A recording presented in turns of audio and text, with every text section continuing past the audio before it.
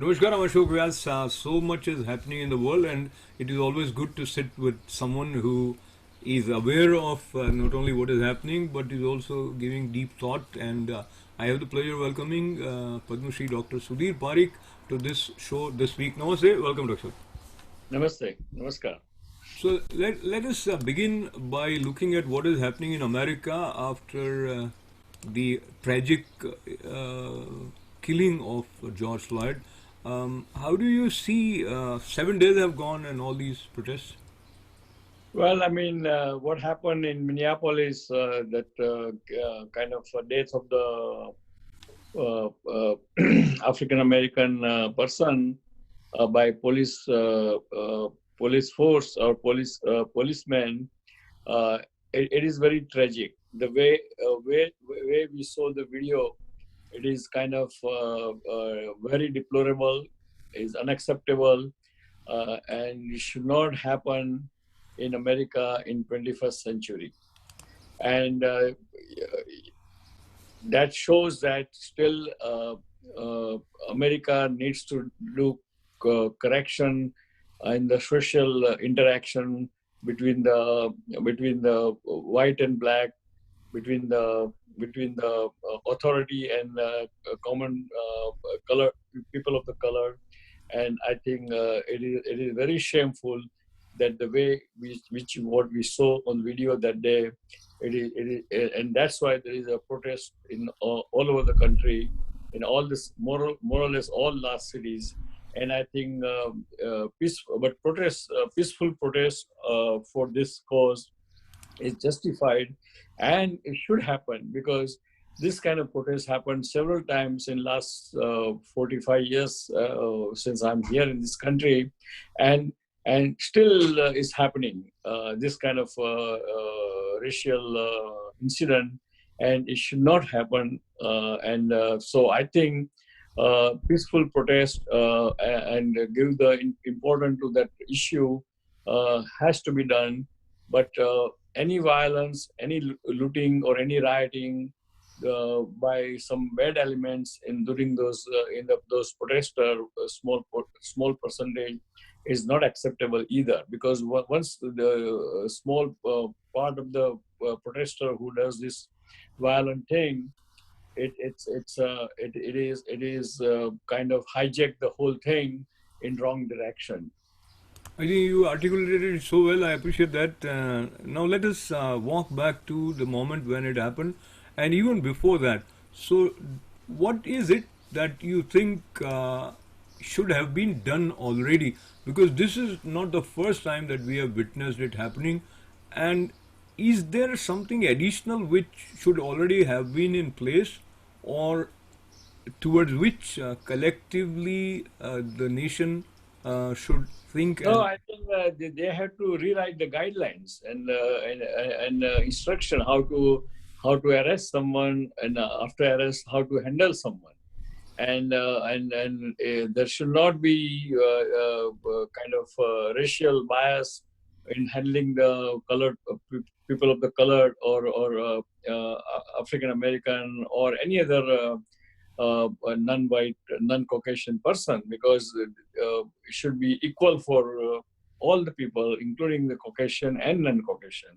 So I think the guideline has to be rewritten, and probably guideline might may be there, but the implementation is very important, and education of the of the police force is also very important.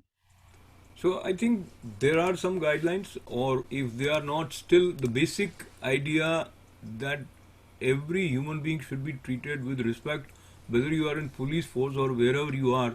I think that was violated. The way George Floyd was uh, treated, which we have seen on video also. Allow me to bring another dimension. Is it only the police force? There is something about the behavior pattern, and whether you connect it with race alone, or you would say that there are some individuals who are not balanced. So I know right now the kind of environment in which we are seeing the discourse, even this question may not be palatable, but it is worth considering. What do you think? The whole white race should be blamed? Is it against both? No, no, no. Majority of the white people, they are very race sensitive, and they are not behaving the way that police officers behaved. But there is minority, and I mean that is the fact of the life. There is a minority because of the uh, uh, white American has some kind of bias when they or less sensitivity to deal with the person of the different color. So when the situation like this come, we realize the need of good leadership in terms of how community is made to understand that we all are one, etc. On that front, how do you see President Trump's role so far, especially with respect to this incidents or tragic killing of George Floyd? I think, unfortunately, President is not handling well this incident, and he should show his leadership. He should show his leadership, and of course, he's also right that violence or looting or rioting has no place in the protest, but he should welcome all the peaceful protest and listen to the why this protest is happening, and bring together whole community of different colors together, sit down with their elected officers, and then figure it out how to do it and how to, most important, how to implement it, because all the rules are there in the books, but the rules has to be implemented, and that is more important. Absolutely. And I think what you said also on ITV Gold just yesterday, we had council member Richard Donovan, who comes from black community. He also echoed the same, that these people should not hijack these violent Right, instances. right. Now, referring to what has already happened, was there some way to prevent it from happening? Especially, do you see, because there is a lot of um, dialogue happening and some of this resulting into controversy between the handling here, especially in New York. So governor has criticized uh, the way mayor sort of perceived the potential problem. Well, I mean, everybody has their own personal view and opinion and how to handle it. And in democracy, that is bound to happen. That mayor thinks something and perceives something, and governor perceives something, and president perceives different thing. So that then we have to kind of read between the lines and see who is right, and interpret the whole thing. Absolutely. So let's go a little bit towards India, and we were saved in Maharashtra. The storm came; it didn't hit as bad as it could have. It seems like post COVID-19, we are still not totally out. There are multiple problems surfacing from unknown corners. So, not talking about proper analysis, but how do you see, in your past experience, have you witnessed something like this, one after another major Yes, problem? yes, it always happens. Always happens. Look at the SARC happened. I mean, World Trade happened in 2001. SARC happened in 2002, and then the Gujarat earthquake happened in 2003. So all this kind of calamity, natural calamity, is nobody's control.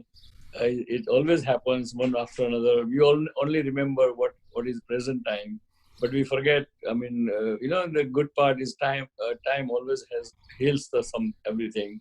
So we forgot what happened 20 years ago, right? Absolutely. So, it is So, important to. so I think this is not unusual, and this is not, I mean, unusual. And if some astrologer will blame the stars and all those things, that is not true either.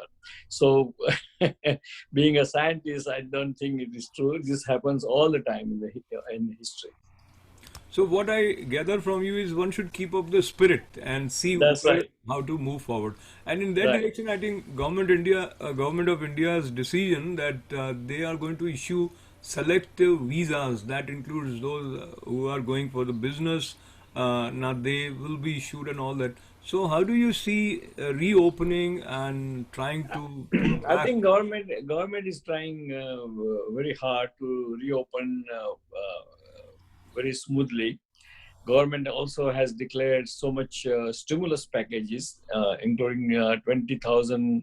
I mean, 20,000 crore, 20,000 lakh or crore rupees for small industries and small businesses and so forth. So I think government is doing its best, and let's see how now it gets implemented and how it benefits the community. Absolutely. But this has created a lot of challenges, not only for the industry, entrepreneurs, on social front also, which is going to take a toll of the mental health, about which President Trump and I think Prime Minister Narendra Modi has already mentioned. What would be your thoughts, considering you have been a part of RP and various organizations? So, the Indian American medical fraternity, do you see they can play some potential role Oh in? yes, we are actually playing it. We have something called Global Association of Physicians of Indian Origin, which is 1.2 million, which is API is a part of it, right? One of the part of it. And every week we have a video conference throughout the world, and usually 900 to 1,000 physicians takes part, and we that's what we discuss, how we can help both here in USA as well as in India as a physician to overcome this health challenge, so-called COVID pandemic. Absolutely. And as we conclude today's conversation, briefly speaking, from 8th June, formally New Yorkers would start going back to workplaces. So, what precautions would you recommend one should observe? Again, we repeat every week in our talk, and the same thing. Just wear mask in the public, uh, personal hygiene, hand washing, and so forth, and keep the social distance or physical distance from the other person. And I think that will curtail the any spike in the infection. And now, some words of encouragement to keep up the spirit as we say bye from today's This Week show. Yes, dear friends, as you know, we all human beings are created equal. Uh, Color and creed has and gender has no differentiation. So it means everybody must be treated equally, respectfully, and without any prejudice. And if you do that, then whole world and whole humanity or human society will be a very perfect society. So please do keep in mind and make sure that all your behavior should be equal to everybody and respectful to everyone. Thank you. We'll see you next week. God bless America. God bless India. Goodbye.